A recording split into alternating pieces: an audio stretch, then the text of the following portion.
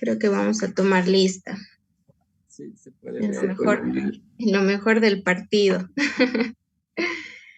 Ya. Bueno, los accesos vasculares. Las prioridades para la vía de administración de fármacos durante el PAL son las siguientes. De preferencia, primero intravenosa, segundo intraósea y tercero endotraqueal. La intravenosa prácticamente tiene que ser un intento breve a la primera, ¿no? Debe colocarlo el personal más capacitado, generalmente son las licenciadas, ¿no es cierto? Y colocar en el sitio donde se sienta más cómodo. Si es que hemos prácticamente no hemos podido acceder a una vía intravenosa, pues tenemos lo que es un método muy simple, que es el intraóseo, que es un método simple, efectivo para restablecer un acceso vascular, ¿no? Donde se va a introducir en el plexo venoso de la médula ósea no colapsable para la administración ya sea de fármacos, cristaloides, coloides, sangre durante la emergencia, o sea, es una buena vía. Se puede lograr en niños de todas las edades. El tiempo que nos va a durar es de 30 a 60 segundos, ¿no? Igualmente se puede utilizar agujas intraóseas, ¿no? Las intramusculares también pueden utilizarse, ¿no? Si es un lactante, ¿no? Contar o con agujas de 16 o 18, ¿no? Colocar a 90 grados de ángulo y se pueden administrar todas las drogas o fluidos durante el RCP también, ¿no? Los lugares van a ser el tibial proximal, el tibial distal, justo por encima del maleolo interno del fémur distal, en la espina ilíaca anterosuperior, ¿no? Y también existen nuevos dispositivos, como vemos acá, como el taladro, que se puede utilizar en niños mayores, ¿no? Como habíamos dicho, mayores de 8 años, adolescentes e incluso adultos. Las complicaciones pueden ser mínimas, la osteomielitis, una embolia grasa o un síndrome compartimental. Como vemos acá, los lugares para el acceso intraóseo en niños, en la tibial, ¿no? Distal. También podemos usar lo que es la espina ilíaca anterosuperior, ¿no? En adolescentes, ya la tuberosidad tibial, ¿no? En el fémur distal, en niños mayores. Y en lactantes, pues, prácticamente en la parte inferior de la tuberosidad tibial, como vemos acá. Este es un video de las vías En los intraóseas. niños, el lugar más común es la tibia proximal. Para acceder a ella, coloque la pierna con una ligera rotación externa. Identifique la tuberosidad de la tibia justo bajo la articulación de la rodilla. El lugar de inserción es la parte plana de la tibia de casi un dedo de ancho, o de 1 a 3 centímetros por debajo y medial a esta prominencia ósea, para no dañar la placa de crecimiento. Estabilice la pierna en una superficie firme para facilitar la inserción de la aguja. No coloque la mano detrás de la pierna. El estilete debería permanecer en la aguja durante la inserción para evitar que la aguja se obstruya con hueso o tejido. Introduzca la aguja de forma perpendicular a la tibia. Si la aguja se coloca correctamente, dejará de notar resistencia. La aguja debe quedar fija fácilmente sin soporte. Quite el estilete y ponga una jeringa vacía para confirmar la colocación correcta. Al aspirar con la jeringa, podría verse sangre o fluido rosa en el cono de salida de la aguja. Aún si no hay retorno de fluido, no significa que la aguja intraósea se haya colocado mal.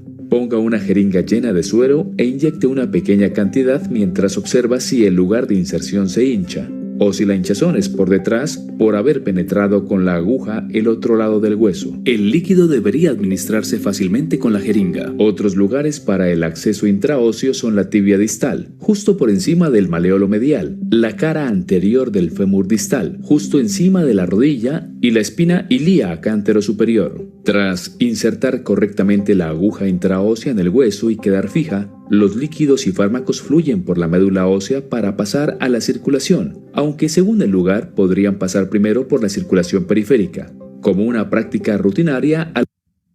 Bueno, prácticamente ahí hemos visto Al administrar la mayoría de fármacos todos los intravenosos, las lugares medicaciones para la inserción de lo que sería los catéteres intraóseos.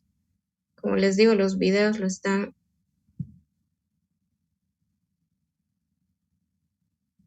Están volviendo loco el internet, chicos. ¿O será el partido? Vamos a volver a poner.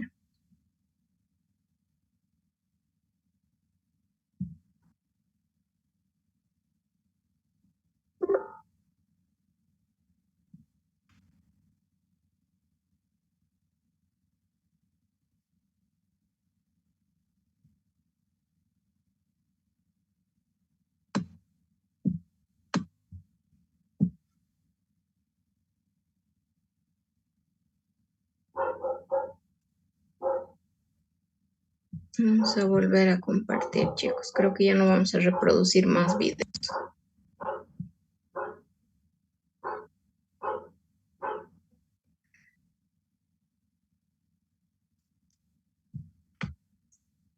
Se puede ver, ¿no, chicos?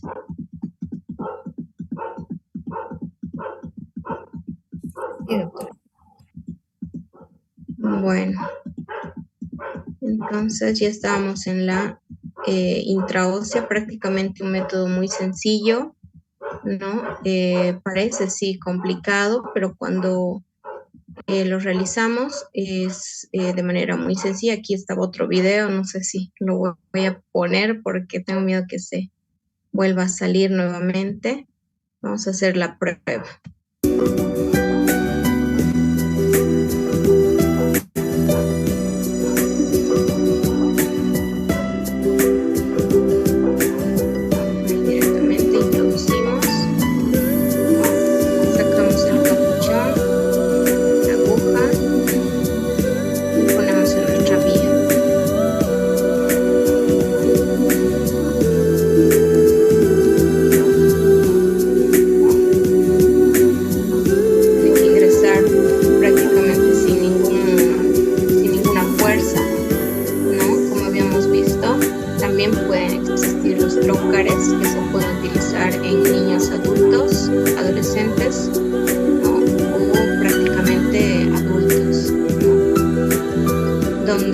Igual se introduce al mismo punto de inserción, se pasa lo que es la piel y posteriormente se perfora con el troque. No es mucho más fácil.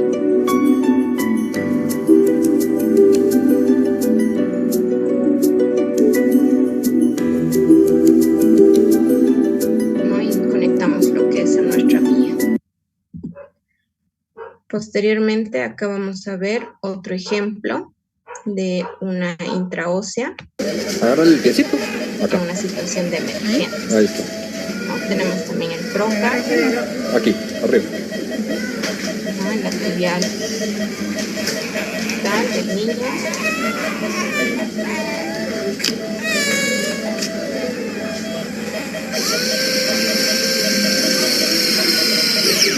Tenemos el hueso, el taladro. La alargadera, por favor, puesta aquí. Prácticamente va a usar esta vía para una situación de Pase, emergencia. por favor. Como es introducción de medicamentos. Bueno. Dale, dale. A ver, la enosina ya está calculada. Mario, aquí dámelo, dame. Está la de cocina, bueno. Está la de enosina dividida. Quítale el aire, por favor. Ahí se ve en el niño claramente que está en una taquisupra. Frecuencia. Desprecio, permítame eso mismo. Eso, ahí. Con la vía intraósea, la de enosina, se refiere de enosina con la vida de 10 segundos. Posteriormente lo purga.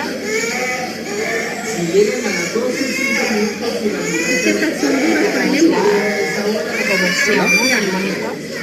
Me dice si quiere más salida. Una cardioversión farmacológica. Ese es solo por la vía intraósea. Entonces, prácticamente se resuelve la taquicardia. Entonces, es una buena vía, chicos, que hay que tomar en cuenta.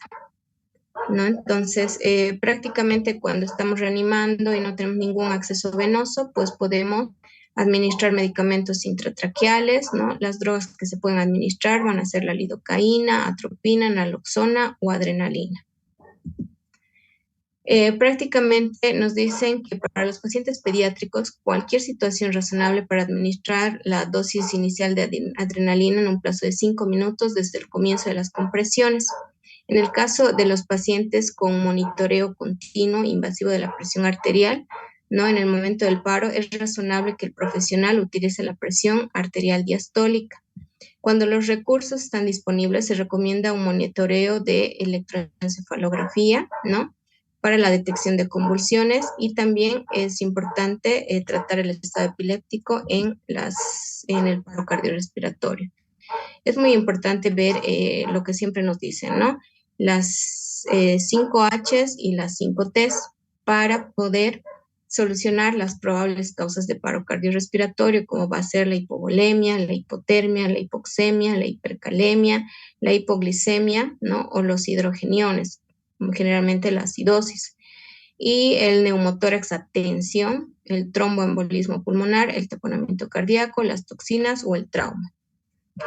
Acá tenemos prácticamente un triángulo de reanimación donde vemos el equipo, ¿no? De reanimación conformado por vía aérea, ¿no? El líder, un encargado del registro, un compresor y un desfibrilador, más si tenemos el apoyo de quien administra los medicamentos. El compresor prácticamente va a ser el que va a evaluar al paciente, el que va a realizar las compresiones de acuerdo a los protocolos, ¿ya? Y se tiene que intercambiar en 2 minutos para que sea efectivo. El monitor, va a ser el supervisor del RCP, lleva el DEA, la desfibrilación, ¿no? Y ve si tiene ritmos desfibrilables o no desfibrilables, ¿no? Si hay un monitor, lo coloca, ¿no? Y avisa prácticamente al líder, ¿no? Acerca de los ritmos. El de la vía aérea va a abrir lo que es la vía aérea, va a proporcionar la ventilación ya sea con bolsa, máscara, o va a introducir lo que son los dispositivos, ¿no? O la intubación. Prácticamente el líder, ¿no? De cada equipo debe contar sí o sí con un líder, ¿no? Ya que él va a asignar las funciones a los miembros del equipo, va a tomar las decisiones, va a proporcionar la retroalimentación del equipo, va a asumir la responsabilidad, ¿no? De las funciones, ¿ya? Y el que administra medicamentos va a ser el proveedor del soporte avanzado, va a preparar lo que es la vía, el acceso venoso y administrar todos los medicamentos del paro cardiorrespiratorio. El encargado del registro va a registrar las horas, ¿no? Cuándo deben llevarse a cabo, los cambios de las compresiones, la duración, ¿no? Y la frecuencia de las interrupciones de las compresiones, ¿no? Entonces es muy importante que se esquematicen o que puedan visualizar este esquema, porque mañana vamos a hacer prácticamente este modelo, ¿no es cierto? Vamos a dividirnos en grupos para poder hacer una reanimación efectiva, ¿no? Como un equipo, ¿no? En nuestros pacientes pediátricos. Entonces, estos equipos de alto rendimiento, el tiempo tienen que prever hasta la primera compresión, hasta la primera descarga, ¿no? Minimizar las pausas, tiene que tener una respuesta temprana del servicio de emergencias, tiene que tener calidad, o sea, una buena frecuencia, una buena profundidad, una buena reexpansión torácica, debe minimizar las interrupciones, ¿no? Debe cambiar compresores para evitar la fatiga, evitar la ventilación excesiva, que habíamos visto que es perjudicial para el niño, ¿no? Y usar un dispositivo de retroalimentación. La administración debe tener, pues, liderazgo, medición, una mejora continua, ¿no? Y la coordinación prácticamente debe ser coordinado entre todos, ¿no? El líder del equipo, ¿no? Va a prácticamente dar la asignación clara al miembro del equipo. Posteriormente, el miembro del equipo tiene que responder verbalmente con voz y contacto visual igual claro. El líder del equipo va a escuchar para la confirmación y el miembro del equipo va a informar, ¿no? Cuánta tarea está completa y va a responder lo que son los resultados. Ya. Los problemas ¿no? Desencadenantes, como habíamos visto en la primera parte, en la unidad de la valoración pediátrica. En respiratorios van a ser la insuficiencia respiratoria, la dificultad respiratoria, que van a llevar a una insuficiencia cardiopulmonar. En los circulatorios el shock, y todo esto que va a dar un paro cardiorrespiratorio.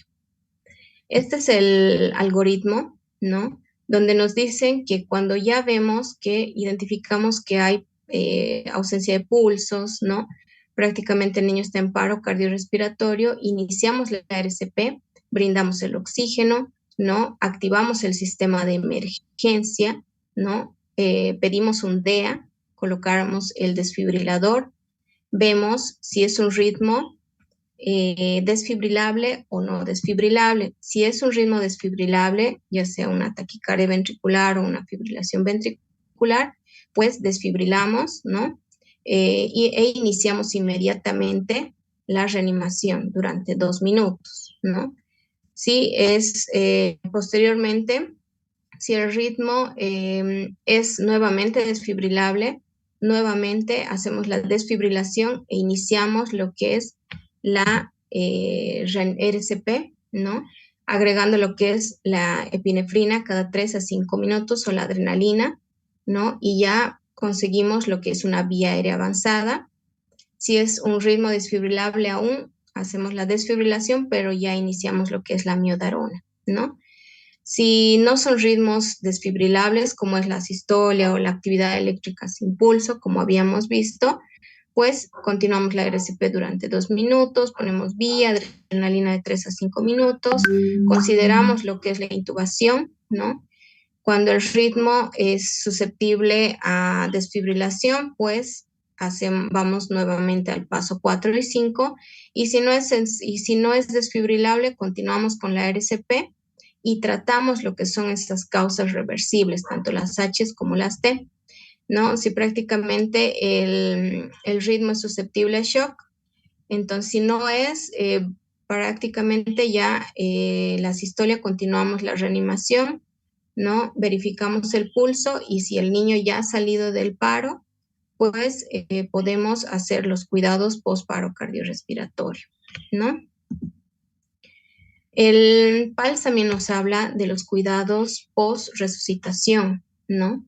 Donde nos dice que ya un niño que ha salido, lo hemos sacado del paro cardiorrespiratorio, en el sistema respiratorio todavía tenemos que solicitar una radiografía de tórax para verificar que el tubo endotraqueal esté en vía aérea, solicitar una gasometría arterial, seguirlo monitorizando, ¿no? Tanto el ritmo, la frecuencia, ¿no? Capnografía si tenemos, mantener una buena oxigenación, nos recomiendan entre 94 y 99%, mantener una buena ventilación, ¿no? Intubar, si es que el paciente no está intubado, ¿no? Y prácticamente controlar el dolor o la ansiedad con sedantes. En el sistema cardiovascular nos aconsejan igual solicitar una gasometría arterial, ver la hemoglobina, el hematocrito, el ritmo, la frecuencia, la presión arterial, todos los signos vitales, medir la presión venosa central, ver cuánta de diuresis ha tenido, una radiografía, hacerle un electrocardiograma, considerar un ecocardiograma, ¿no? Tratar la hipotensión, ya sea con bolos o con vasoactivos, si no responde, mantener una oxigenación adecuada y corregir las anomalías metabólicas. En el sistema neurológico, si el paro ha sido posterior a un deterioro neurológico, pues siempre las medidas antiedema, elevar la cabecera, ¿no? A 30 grados, ¿no? La temperatura, evitar lo que es la hipertermia, tratar la fiebre, ¿no? Tratar las complicaciones de la hipotermia, ¿no? Ver si datos de hipo o hiperglicemia, monitorizar y tratar las convulsiones, como habíamos visto en la anterior diapositiva, si esa es la causa del paro, eliminar las causas metabólicas, mantener un buen gasto cardíaco, exámenes neurológicos frecuentes, considerar una tomografía de cráneo o un electroencefalograma. En el sistema renal, pues siempre debemos monitorizar lo que es la diuresis, ¿no? En lactantes y en niños pequeños, tiene que ser mayor a 1 ml kilogramo peso por hora. Y en niños más grandes, mayor a 30 ml por hora. ¿no? La química sanguínea, tenemos que pedir urea, creatinina, electrolitos, gasometría arterial, análisis de orina, mantener un buen gasto cardíaco para una buena perfusión renal, considerar el efecto de los medicamentos nefrotóxicos, ¿no? La producción de orina y toxinas que pueden incluso derivar a hemodiálisis, ¿no? En el sistema gastrointestinal, monitorizar lo que es la sonda nasogástrica o orogástrica, ¿no? Ver los residuos, ¿no? De qué tipo son, realizar un examen abdominal completo para ver si no hay perforaciones, un abdomen agudo, considerar una ecografía abdominal, una tomografía abdominal, pedir una química sanguínea, una gasometría, ¿no? Y estar atentos de cualquier hemorragia que pueda presentar o que pueda desencadenar incluso un shock hemorrágico. En el sistema hematológico, pues controlar el hemograma, transfundir, ¿no? Si, según sea necesario, ¿no? Ver el plasma fresco congelado, ¿no? Corregir anomalías metabólicas, especialmente después de la transfusión. Este también es un algoritmo que nos dice en la post-reanimación, prácticamente optimizar la oxigenación, ¿no? A 94-99%, considerar lo que es una vía aérea avanzada, ¿no? Ver causas de shock, como les había dicho, considerando ya sea un bolo de cristaloides o considerar inotrópicos, ¿no? Ver siempre lo que son estas causas del paro, tanto las H's como las T's, para corregirlas, ¿no? O como habíamos visto según sistemas, ver la causa que lo ha llevado al paro, ¿no? Si hay hipotensión, hay shock en el niño, pues utilizar adrenalina, dopamina, noradrenalina, vasoactivos, ¿no? Si está prácticamente y monitorizar lo que es la agitación psicomotriz, los datos de hipoglicemia, ¿no? Mantener una buena temperatura, ¿no? Y considerar, pues, mandarlo a un paciente a UCI. Nos dicen muchas investigaciones, ¿no? Que se reconoce la importancia de evaluar los resultados más allá del primer año después del paro cardiorrespiratorio. Han estudiado mucho esto, ¿no? Los niños que se han enfrentado a un paro cardiorrespiratorio, cuánto de supervivencia tienen más allá del primer año, ¿no? Los resultados informados en los estudios de niños que sobreviven a un paro cardíaco son muy variables e incluyen el retorno de la circulación espontánea, la mortalidad a corto plazo y la evaluación básica del resultado funcional y neurológico. Todo esto depende de la calidad de reanimación que le proporcionemos al niño, ¿no? Bueno, es muy importante esto de las cuestiones éticas porque prácticamente nuestro paciente es alguien integral, ¿no? No solo es los algoritmos, cosas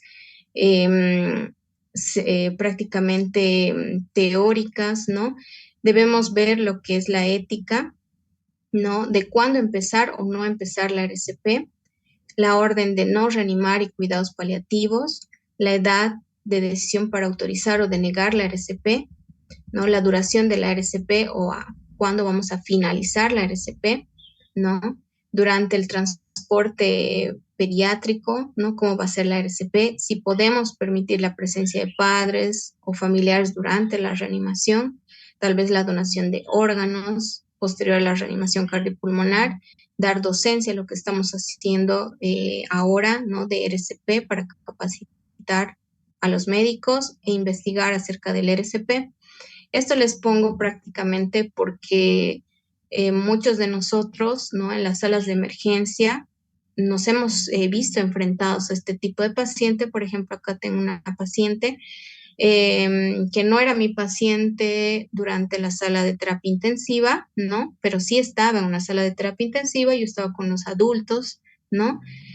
Sin embargo, ya pude ver en el monitor bradicardia, ¿no? Inmediatamente sabemos que la bradicardia es un signo muy importante que nos puede decir que la niña ya va a entrar en paro cardiorrespiratorio.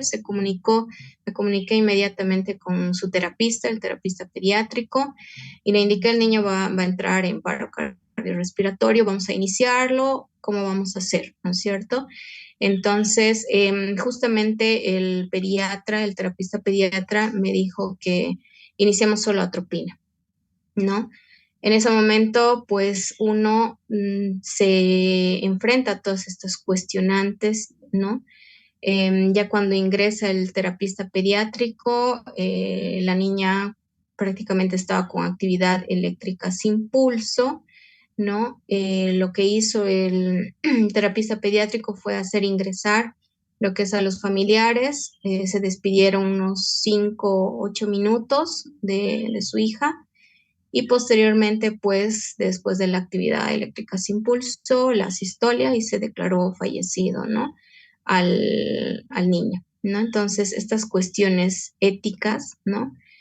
Son muy importantes, ¿no? Ya que yo en ese momento no entendía. Para mí la mentalidad era iniciamos RCP y hacemos todo el protocolo y ya estaba la gráfica en mi mente, ¿no es cierto? Sin embargo, el terapista pediátrico me indicó, ¿no? Es una leucemia ya prácticamente en fase terminal, ¿no? Como ven, piel marmórea, petequias, ya no se podía hacer mucho por la niña, ¿no? Y me dijo, es importante que antes de ver solo al paciente veamos más allá, ¿no? Y justo me dio una pregunta, ¿no? Muy importante y me dijo, ¿te gustaría despedirte de tu hija? Y si realmente hay que ver estas cuestiones éticas, ¿no? En cuanto a la reanimación cardiopulmonar, ¿no? Eso sería todo, chicos. Gracias. Dejamos de compartir. Entonces, ¿tenemos alguna pregunta, alguna duda? Prácticamente todo esto lo vamos a poner en práctica ya el día de mañana, ¿no? Hemos conseguido muñecos, ¿no? Para poder hacer un equipo de alto rendimiento, ¿no? Y todo esto va a hacer que nuestra práctica haga pues que nosotros podamos ayudar a estos niños, ¿no? Y evitar las secuelas neurológicas que habíamos visto, ¿no? Mejorar la supervivencia de estos niños. Ya, entonces, ¿tienen alguna duda acerca de el soporte vital avanzado? Vamos a empezar a tomar lista. A ver, está Misael Argote Omonte.